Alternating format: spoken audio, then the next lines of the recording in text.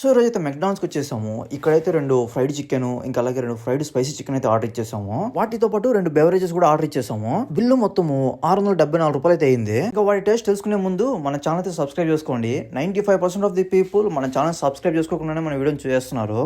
కొంచెం సబ్స్క్రైబ్ చేసుకుని సపోర్ట్ చేయొచ్చు మావా.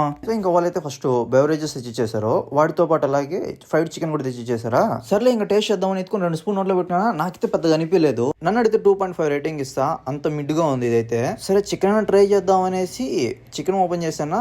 సర్లే అని ఫస్ట్ ఈ సాస్ ప్యాకెట్ ఓపెన్ చేద్దాం అంటే ఎంత లాగినా రావట్లేదు. ఒక ఆట ఆడేసి నన్ను పవన్ అయితే ఈ సాస్ ప్యాకెట్ లాస్ట్ కి అయితే ఎట్టో కూడా సాధించాను. ఇంకా క్వాంటిటీ విషయానికి వస్తే ఆ సాస్ అయితే అస్సలు సరిపోదు. ఒక్క పీస్ కూడా రాదు అయితే. సరే చికెన్ అయినా బాగుంటుందేమో ట్రై చేసి అది కూడా పెద్దగా లేదు మామ. ఆ పెట్టిన 700 గుర్తొస్తుంది నాకైతే నిమిషానికి. ఇంకా చేసేదేం లేక మొత్తం తినేసి అక్కడ నుంచి బయలుదేరినాము.